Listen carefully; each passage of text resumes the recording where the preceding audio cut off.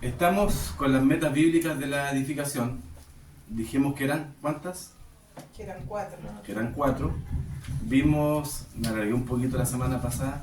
2. Vimos 2, o sea, de hecho ni siquiera alcanzamos a ver la segunda. Espero Dios mediante terminar hoy. Ya estamos, miren, ha sido un proceso muy largo y aún no terminamos, pero ya estamos casi terminando, entregando la visión en cuanto a lo que queremos como iglesia. Primero dijimos que la primera meta de la edificación, ¿cuál era? Comprometerse con la palabra de Dios. Sí, las metas tienen que ver con una palabra en específico para que después nos acordemos, compromiso. Y qué es lo que requiere de nosotros. Y el primer compromiso que se requiere para ser edificado, ¿cuál es? Comprometerse con la palabra, con el estudio de la palabra de Dios. ¿Debe aprender la palabra de Dios solamente? No, sino que también comprometerse con llevarla a cabo. Ese punto ya lo vimos. ¿El segundo cuál era? Comprometerse con la iglesia. En esta época, en esta dispensación de estos tiempos, durante la época de la iglesia, la gracia, Dios ha establecido la iglesia local como la estructura a través de la cual Él cumplirá su plan y sus propósitos. ¿Ya? Para eso está puesta la iglesia local. Un miembro del cuerpo de Cristo no puede vivir alejado de la iglesia local. Es necesario. Y es lo que vamos a ver hoy. Dimos una breve introducción la semana pasada y hoy vamos a ver en cuanto a esto el tema de los pastores y también el tema de la congregación. ¿Ok? Bueno, dijimos que este compromiso con la iglesia local también requiere de una identificación. ¿Se dan cuenta que las metas se van como unificando también con los medios? Los medios. Con los medios. Y uno de los medios para la edificación era la identificación con Cristo. E identificarse con Cristo es también identificarse con la iglesia local, porque la iglesia local le pertenece al Señor. Y es el lugar en donde usted se va a perfeccionar.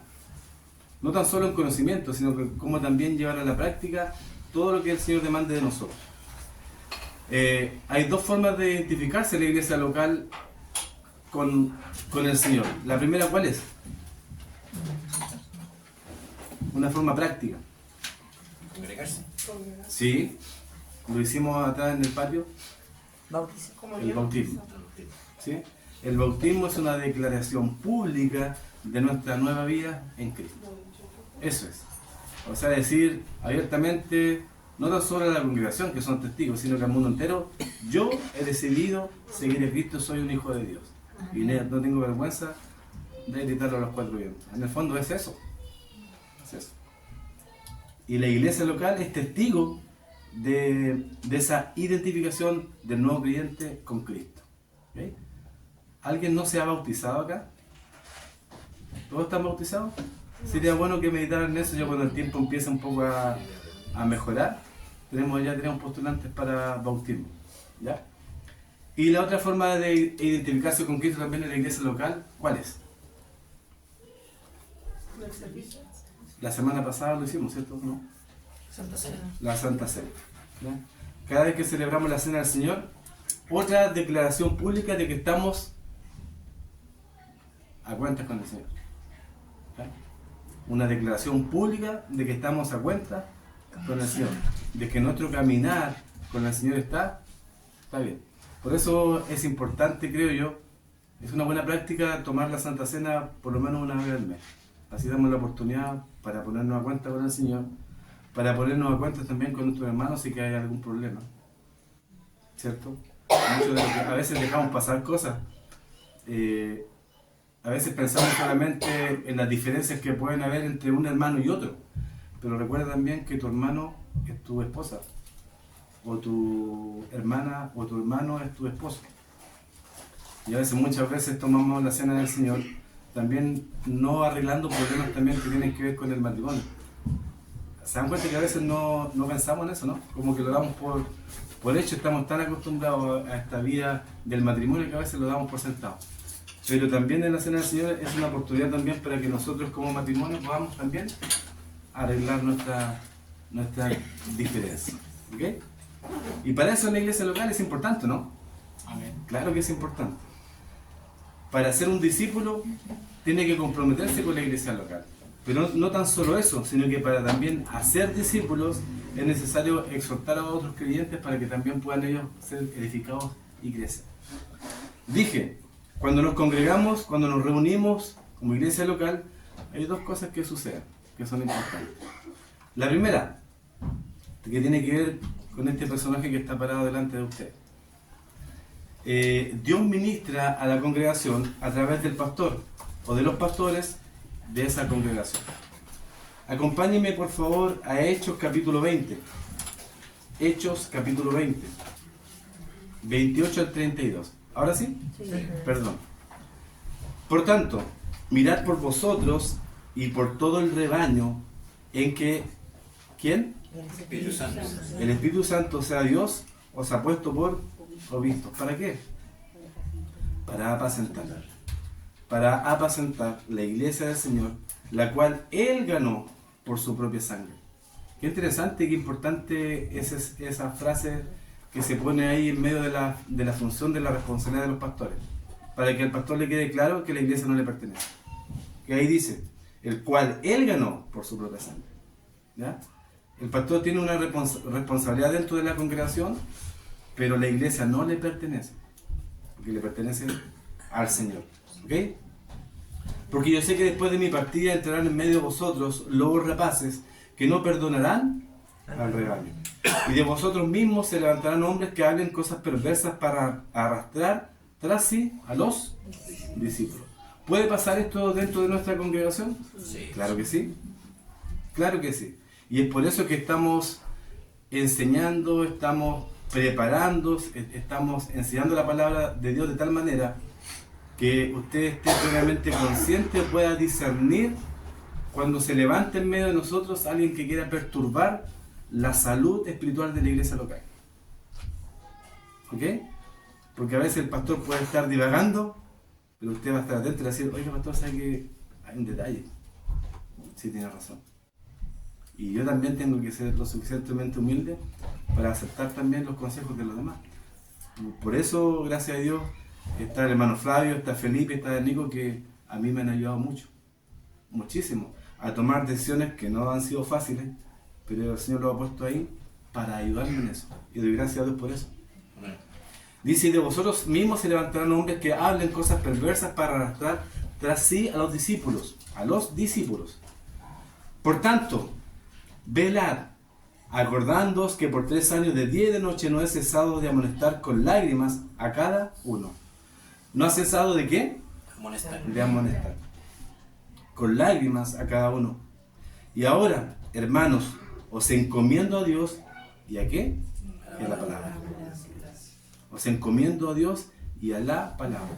Es la palabra lo que lo va a mantener firmes en medio de una tribulación como la que está mencionando este Papa.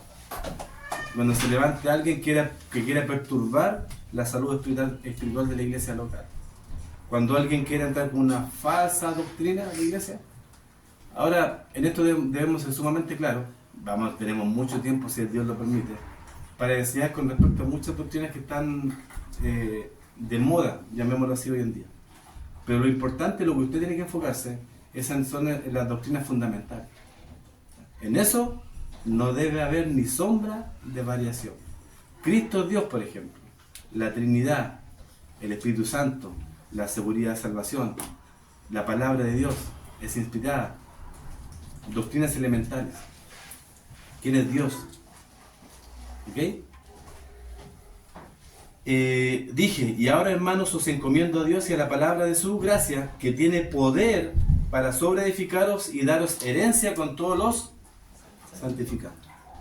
Sin estar comprometido con una iglesia local, el santo, el Hijo de Dios, estará desnutrido. Y por lo tanto, presa fácil para el enemigo. O sea, te van a hablar al oído, te van a hacer dudar, te van a hacer tambalear. Dije, el pastor es el que tiene la responsabilidad de alimentar al rebaño de Dios, su congregación local, y de defenderlo de los lobos. Es lo que hacían los pastores, el oficio de los pastores: apacentar y cuidar el rebaño, defenderlo de los lobos, y es lo que dice Pablo, ¿cierto?, a esta iglesia. Segundo, el pastor es el que Dios puso en el cuerpo de Cristo para enseñar doctrina y exhortar a los santos a obedecerla. No tan solo enseñar, sino que también exhortar. Y esa tal vez es la parte que le cuesta más al pastor y le cuesta más al miembro de la iglesia local a aceptar cuando hay una exhortación. ¿Cierto? Porque a veces somos, y me incluyo, somos muy sensibles con respecto a esto. Acompáñenme por favor a 1 Timoteo capítulo 4, versículo 11. 1 Timoteo capítulo 4 y el versículo 11.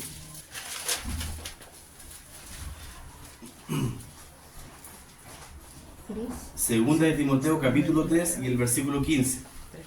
3:15.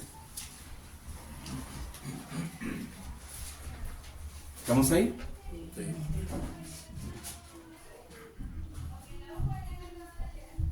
Dice, y que desde la niñez, ¿de quién está hablando? De Timoteo. Que desde la niñez has sabido las sagradas escrituras, las cuales te pueden hacer para salvación, por la fe que es en Cristo Jesús.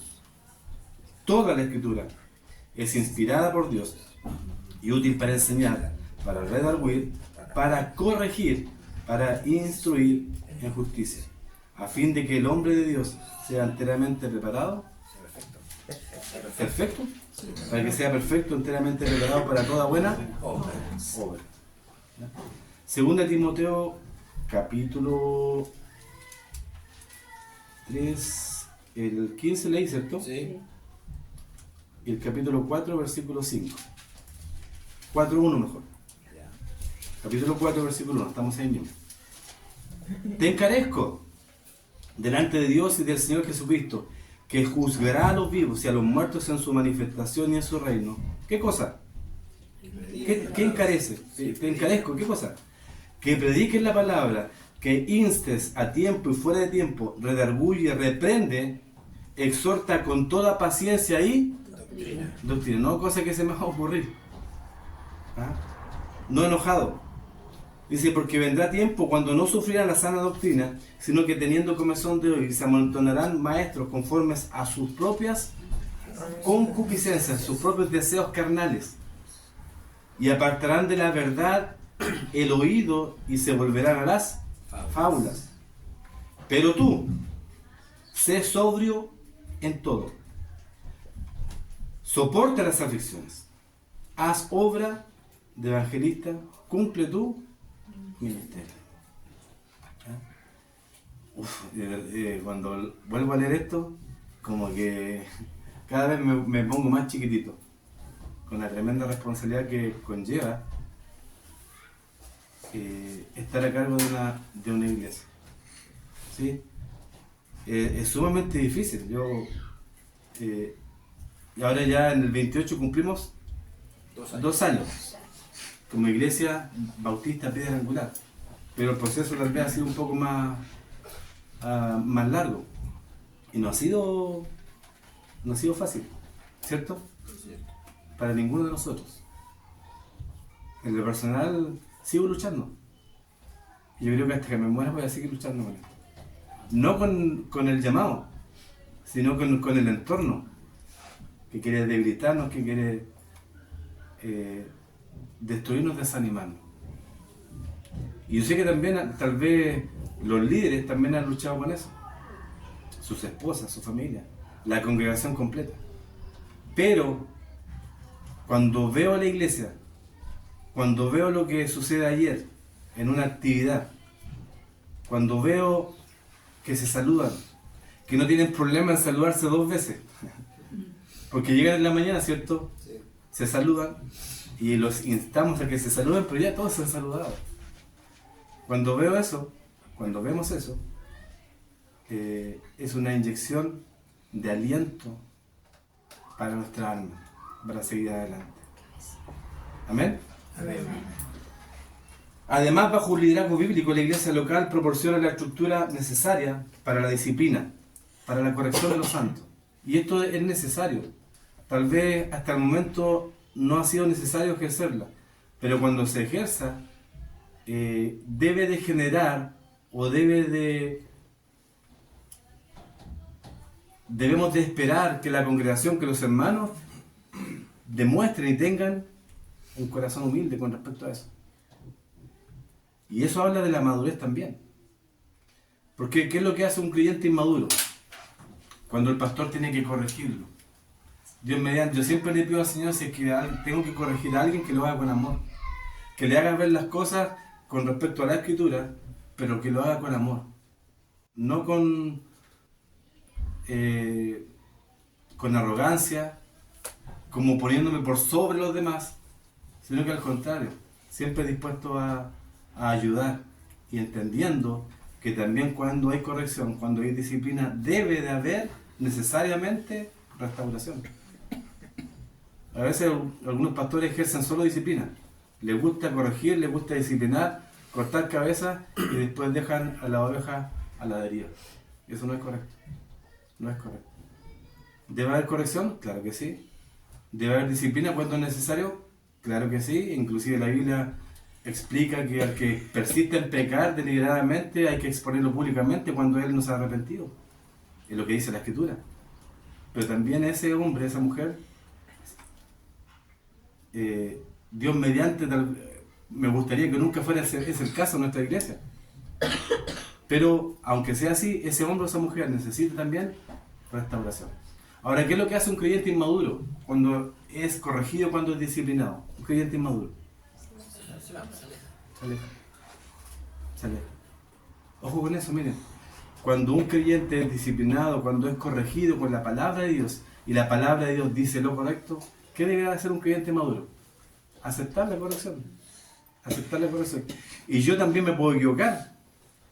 Y si en algún minuto Felipe, Nicolás y hermano Flavio me dicen, pastor, ¿sabe que se equivocó en esto? Y si la palabra de Dios me enfrenta, yo no debería de tener problemas en decir, sí, en realidad me equivoqué. Un corazón humilde. Eso es lo que debe generar la edificación en el cuerpo de Cristo. La iglesia local proporciona la estructura necesaria para la disciplina, para la corrección de los santos cuando se desvían. El crecimiento espiritual requiere de un fuerte compromiso con la iglesia local. Porque parte del crecimiento, del proceso del crecimiento individual del creyente, tiene que ver con la exhortación y la corrección. ¿Cuántos no han sido corregidos a través del discipulado? ¿Cuántos no han sido exhortados a través del discipulado? ¿Y por qué para mí es un buen negocio predicar constantemente la palabra del Señor? Porque es la palabra del Señor la que va a redarguir, la que va a corregir, la que va a instruir en justicia y va a generar el cambio que Dios quiere que se produzca en ustedes y en mí. Es la palabra del Señor la que va a generar el cambio. Y no que yo tenga que estar persuadiendo a alguien a que cambie. Sí, tengo que estar ahí, pero es la palabra del Señor la que genera el cambio. Sin estar comprometido con una iglesia local, el discípulo nunca va a recibir exhortación. Nunca va a recibir corrección. Simplemente, si la recibe, seguirá y buscará otra iglesia que sea una iglesia más liviana. Hoy en día muchos abandonan iglesias y creen que pueden crecer, que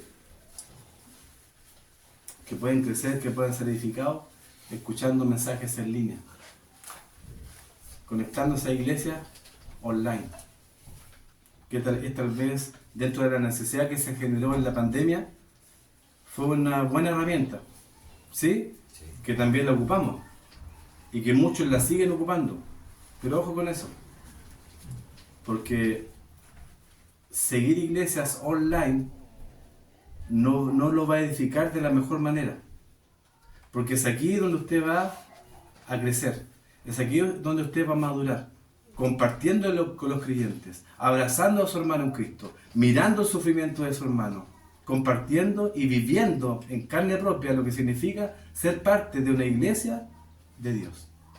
En línea no, online no. Ni conozco al hermano, nunca lo he visto. Claro que se pueden generar lazos, claro que sí, pero es aquí donde tenemos que poner en práctica todo lo que hemos aprendido en la Escritura. Soportando los unos a los otros. Y más adelante. ¿Dónde? Si no, en la iglesia. Por eso cuando yo digo cada hermano en la iglesia es necesario. Cada hermano es necesario. Necesitamos estar comprometidos con una iglesia local porque necesitamos un pastor que nos enseñe, que nos exhorte y que incluso que nos corrija cuando lo necesitamos. ¿Amén? Amén. Ahora bien, dije primero el pastor. Estamos hablando del compromiso con la iglesia local. Segundo, ¿a quién le corresponde ahora? Ya me tocó a mí. Los miembros. A los miembros de la iglesia.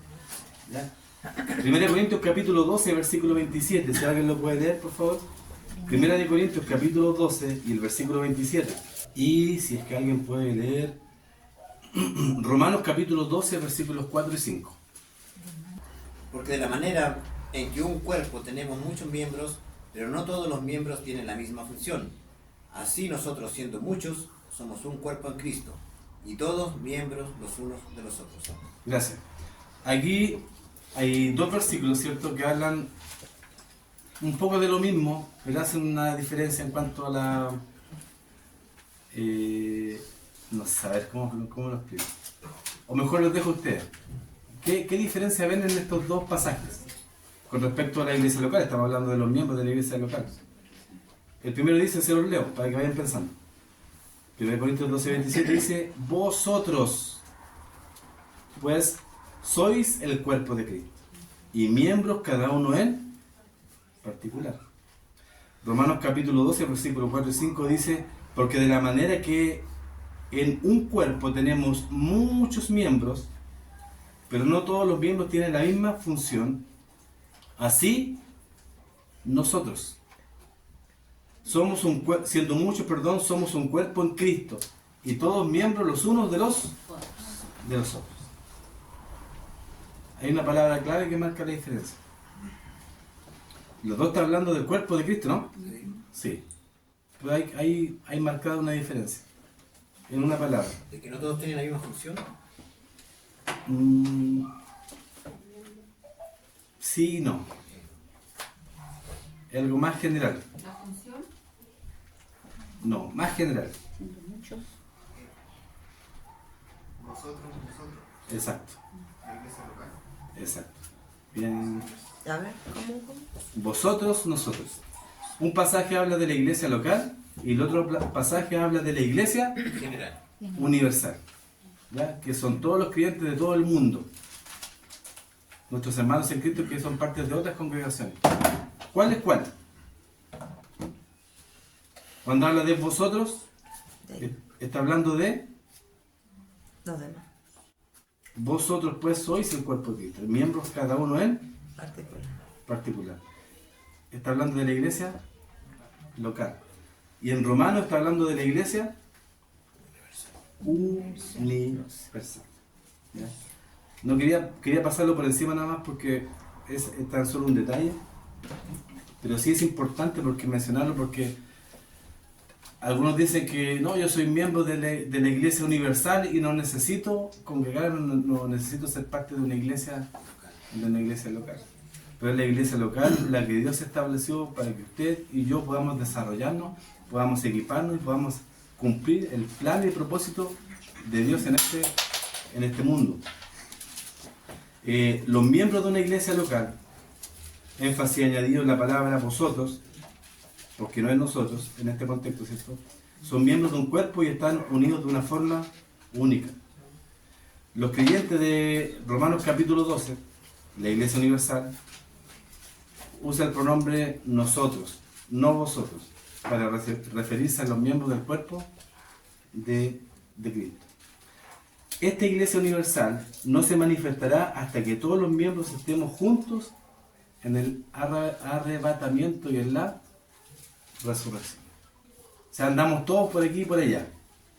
Iglesia Bautista Piedra Angular, ya tal vez hay otra, tal vez, debe de haber otra iglesia Piedra Angular en otro país. Somos hermanos en Cristo, pero esta iglesia universal no se va a hacer, no se va a hacer manifiesta hasta que todos estemos juntos en el arrebatamiento. Cuando el Señor nos lleve y estemos en las nubes con Él. Amén. Y la resurrección, obviamente. Si es que alguno de nosotros parte antes, va a estar esperando la resurrección. Cuando el Señor nos levante. 1 Corintios capítulo 12, cuando Pablo usa el pronombre vosotros, nos indica que Dios considera la iglesia local. O sea, una congregación en un lugar geográfico específico. Nemesio Vicuña, 75-72. Que yo tampoco hace un par de semanas me lo aprendí de memoria porque me lo preguntaron. Nemesio Vicuña, 35-72. Esa identificación con la iglesia local. Es como cuando te preguntan la dirección de tu casa. Oh, no me acuerdo de la dirección de mi casa. Bueno, esta es su casa. Su iglesia local. ¿Cuánto es la dirección? Nemesio Vicuña, 35-72. Ok. ¿Somos miembros de la Iglesia Universal? Sí. Sí. Pero participamos en la obra que Dios dio al cuerpo de Cristo por medio de una iglesia local. ¿Quedó claro eso, no? Sí. Si no formamos parte de una iglesia local, no podemos participar en la obra como miembros del cuerpo de Cristo.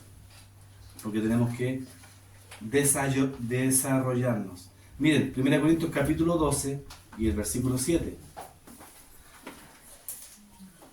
Pero a cada uno le es dada la manifestación del Espíritu para provecho. ¿Para qué? Para provecho. ¿Para provecho de quién? ¿Cuál es el provecho? ¿O cuál es el beneficio?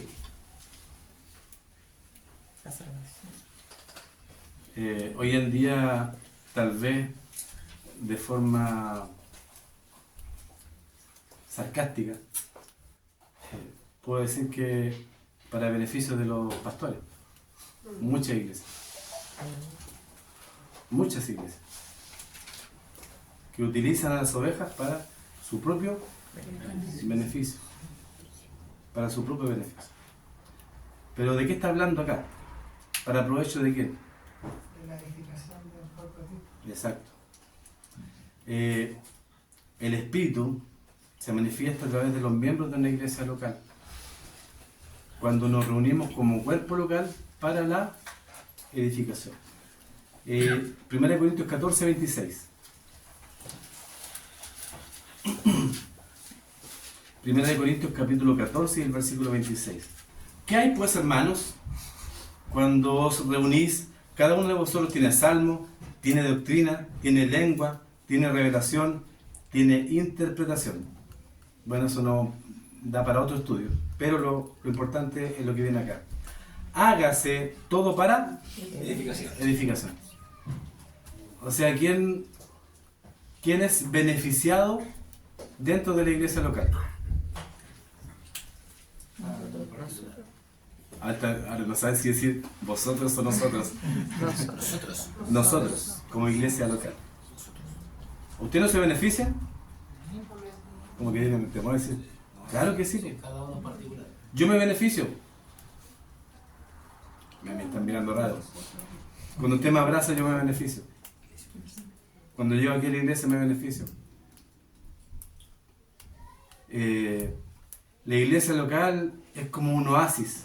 O eso debe ser, en medio del desierto. Yo siempre lo digo y es así, para mí significa eso.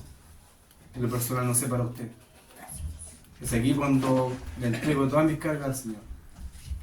Es aquí cuando un abrazo de un hermano me puede alentar. Es aquí cuando usted, con su enfermedad, con su problema, puede sentir el apoyo del cuerpo de Cristo. Para eso estamos. Esa es la iglesia local, por eso es tan necesaria. Y por eso es tan necesario lo que viene ahora. Dice, esto quiere decir que Dios ha diseñado todo esto para que durante la época de la iglesia, hoy, uno puede crecer tal como Dios quiere. Uno no puede crecer tal como Dios quiere si uno no es miembro de la iglesia local. Y para eso uno tiene que asistir de forma constante.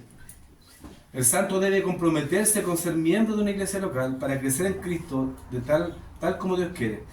Fuera de una iglesia local, usted nunca va a crecer. Se va a estancar. ¿Se acuerdan las preguntas que hacíamos las semanas pasadas? ¿Usted se ha estancado como creyente? ¿Se ha hecho esa pregunta? ¿Por qué me he estancado? Es aquí donde usted puede crecer. Es aquí donde usted se puede desarrollar. Es aquí donde usted, el día de mañana, yo no tengo ningún problema en facilitarle este instrumento de madera, previa preparación, para que usted pueda exponer la palabra del Señor. No hay problema en eso. Mire algo importante, y a lo que hacía mención. La iglesia local también juega un papel clave e importantísimo en medio de él, o mejor dicho, recordemos, ¿cuáles son los medios para la edificación? ¿Se acuerdan? Sí. Convicción del pecado, liberación de la cruz. No, esos son para el evangelismo. Para la Edificación. Bien. Cristo. Conocer la palabra, obedecer la palabra, sufrimiento y cambio de vida. Repitamos el cuarto. Sufrimiento. Exacto. El medio para la edificación. Que no nos gusta. ¿A quién le gusta sufrir? A nadie, ¿cierto? La iglesia local también juega un papel clave en nuestro sufrimiento. El sufrimiento es uno de los medios que Dios usa para conformarnos más como Cristo. ¿Sí? Es lo que aprendimos. La iglesia local llega a ser nuestra familia espiritual. Y debe de llegar a ser, y nosotros debemos de verla como nuestra familia. Y sufriremos exactamente como las demás familias en la tierra. ¿Usted sufre en su familia? ¿Tiene miembros de su familia con los cuales usted sufre por ellos? ¿Sí? Yo sí. Yo sí. En mi familia, en mi interna, sí sufro. Cuando veo a mi familia, a mis hermanos, también sufro. Y es triste. Es triste. No hay ninguna familia en la tierra en que los hermanos y las hermanas no hayan peleado de vez en cuando, ¿no? ¿Usted con sus hermanos peleaba? Yo, como era el menor, siempre me pellizcaban. Como era el más chico, era el más regalón, o sea, el más consentido. Entonces mi hermano, el que seguía, me tenía envidia y pasaba por al lado y estaba llorando. ¿Qué le pasó a la guagua? Pues no sé, porque me había pellizcado. Ahora salió toda la luz eso. Yo no sabía. ¿Qué hermanos no pelean? Bueno, y eso también como familia en Cristo va a suceder. En algún momento tiene que suceder. Pero tenemos que estar a la altura de lo que nos pide el Señor. Que podamos resolver estos problemas de la forma en que Dios lo estipula en su palabra. Tenemos que aprender a aguantarnos. Tiene que aguantarme. Así como yo lo aguanto a usted. No, es broma. Tenemos que aprender a aguantarnos. Tenemos que aprender a perdonarnos. A llevarnos bien y así amarnos los unos a los otros. Miren lo que dice Colosenses capítulo 3 y el versículo 13. Soportándoos unos a otros. Y no tan solo soportándonos. ¿Por qué diría soportándonos? Que tal vez hay hermanos que tal vez nunca van a conciliar o se van a llevar, no va a haber como feeling, por eso dice soportando. ¿Sí? ¿Alguien más tiene alguna? Incluso le llamaba a soportar las cargas los unos de los otros. Porque dice soportándoos unos a otros. Personalidades. Porque tenemos debilidades. ¿Sí? ¿Cómo apoyamos? Pero se da cuenta que a veces cuando leemos soportándoos unos a otros y uno automáticamente piensa en otro, ¿no? Piensa en ese hermano es complicado, pero uno también es complicado. Amén. ¿Sí o no? Pero el ser humano es así, somos así. Y automáticamente pensamos en otro. Yo sé que en su mente ya está pensando en alguien. Me se están riendo. Pero cada miembro de la iglesia local, déjeme decirle que es necesario. Que es necesario. Soportándoos unos a otros y perdonándoos unos a otros si alguno tuviera queja contra otro, de la manera que Cristo perdonó, así también hacerlo. Ya ahí hay caso cerrado. De la manera en que Cristo os perdonó, usted también tiene que perdonar. Ah, no, pero es que... Ah, ya, te perdono. Cada vez que mire la cruz, cada vez que le cueste perdonar, mire a Cristo. Y mire todo lo que lo perdonó. Y miren el sitial que lo tiene. O sea, cuando yo entiendo eso, ¿quién soy yo para no perdonar si Cristo me perdonó y me ha perdonado tanto? Amén. Dios usará los problemas que tenemos entre hermanos para hacernos crecer en Cristo, aprendiendo a cómo perdonar, cómo tener misericordia, cómo tener gracia y cómo tener amor con los hermanos. Eso es cuando yo les digo, no es un cliché, pues ya lo repito cuando digo, seamos una iglesia real, de verdad. A eso me refiero. A eso me refiero. Una iglesia local debe ser también el refugio del sufrimiento que experimentamos en el mundo. No como algunas iglesias, que no quiero mencionar, o un ejemplo de muchas iglesias hoy en día, en donde la iglesia puede resultar hasta una tortura. ¿Está bien eso? No. Levantarse un día domingo para ir a la iglesia y decir, oh, tengo que ir a la iglesia. No, es decir, voy a ir a la iglesia. Voy a ver a mis hermanos. Es como lo que yo, con mucho gozo, ayer nos reíamos, Nicolás tuvo que apagar la luz no sé cuántas veces para que los hermanos se fueran. Pero eso es lindo. Es lindo. Porque no es como cuando termina la reunión y ¡pum! Todos están ya, terminó, y me voy. No es lo que veo. No es lo que veo. Yo veo una iglesia que los hermanos están tan comprometidos los unos con los otros que cuesta hacer, ya. Voy a tener que traerme un callado y empezar a empujarlo para que se vea. Pero es bonito eso, ¿cierto? Sí. Es bonito, pero igual hay que irse, ¿no? Porque alguien tiene que cerrar. Deberíamos poder asistir a nuestra iglesia local y saber que es un lugar seguro. Un lugar donde podemos descansar y recuperarnos para poder volver al mundo y seguir predicando el Evangelio y viviendo como debemos en medio, o mejor dicho, caminando contra la corriente. ¿Sí? Es aquí donde usted toma energía. Pues un domingo sin venir es un domingo desaprovechado. Sí, porque alguno se carga no de energía, de aliento para el alma. ¿Ya? Para repetirlo nada más, yo creo que vamos a llegar hasta acá. Si queremos crecer en Cristo, necesitamos un fuerte compromiso con su iglesia local. Nuestro crecimiento sucede cuando estamos comprometidos con ser juntamente edificados. Y no es tan solo aprender, ¿se dan cuenta, no? No es tan solo aprender. Es ser iglesia de verdad. No es tan solo una corbata, un terno, no es tan solo una Biblia debajo de un brazo. No es tan solo no beber. No es tan solo no fumar. Es más que eso. Es algo que debe de hacer desde el interior. Es perdonar. Es humillarse. Es ponerse en segundo lugar en beneficio del otro. Es obedecer. Es practicar la palabra del Señor. Es postergarse por el otro.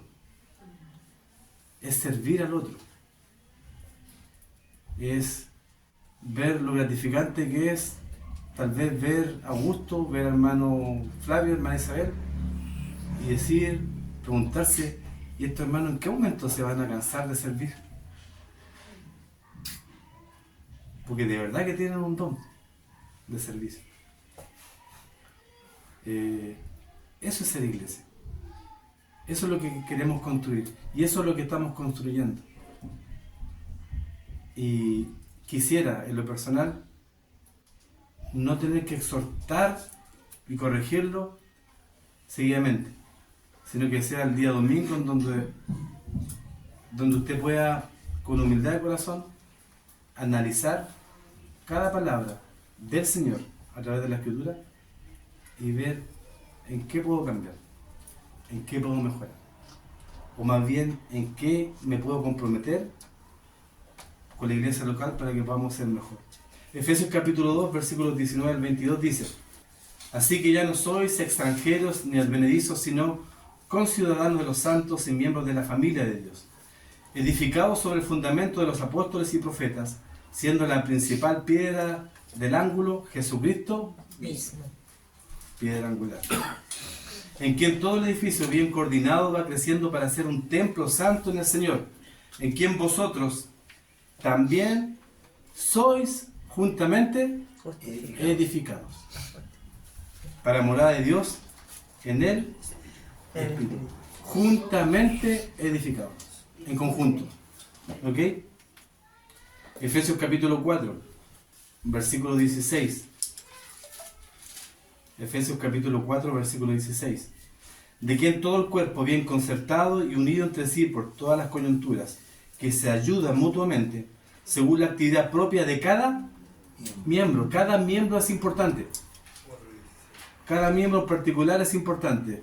Algunos servicios son más, se ven más y otros menos, pero no quiere decir que uno es más importante que otro. Usted es importante. Aunque usted crea que no. Es necesario dentro de la iglesia. Es necesario dentro de su familia en Cristo. No, es que yo no aporto nada, que no hago nada. Es necesario. Créame que es necesario.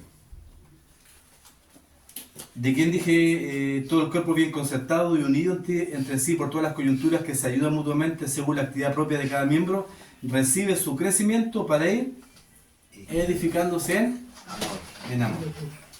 Sin un compromiso con la iglesia local, el discípulo no puede crecer. O sea, usted no va a crecer si no está comprometido con la iglesia local. Para las próximas semanas que vienen, tenemos la tercera y la cuarta meta para ya terminar con los medios para el evangelismo, las metas del evangelismo, los medios para la edificación, las metas para la edificación, que no sean solo conceptos, sino que cada meta, que cada medio usted medite en ello, y cuando esté involucrado, esté pasando por a través de él, o en realidad, es cierto, estoy pasando por él. La tercera meta tiene que ver con comprometerse con el compañerismo con los otros santos. Y la cuarta, comprometerse con el ministerio. Ya hacer ministerio. Recuerden, ser discípulos, no tan solo ser, sino que ser y hacer discípulos. Tal vez usted ve como que está subiendo esta escalera y que es demasiado pesada para subirla, donde hemos querido cambiar este estigma de que un discípulo de Cristo es como, tiene otro nivel espiritual o es solamente para los líderes. No, no es así. De hecho, un discípulo es igual a un cristiano. No hay separación en cuanto a eso. Un discípulo es un cristiano y un cristiano, debe ser un discípulo. Y un cristiano que no es un discípulo, no es cristiano. ¿Se dan cuenta? O sea, no hay una separación en cuanto a eso. ¿Ok? Ahora, estamos siendo discipulados. Pero el próximo paso que usted tiene que dar es estar dispuesto no tan solo a hacer, sino que a ser discípulo. No como yo sé que sí. Yo sé que puede. Requiere de su compromiso. ¿Ok?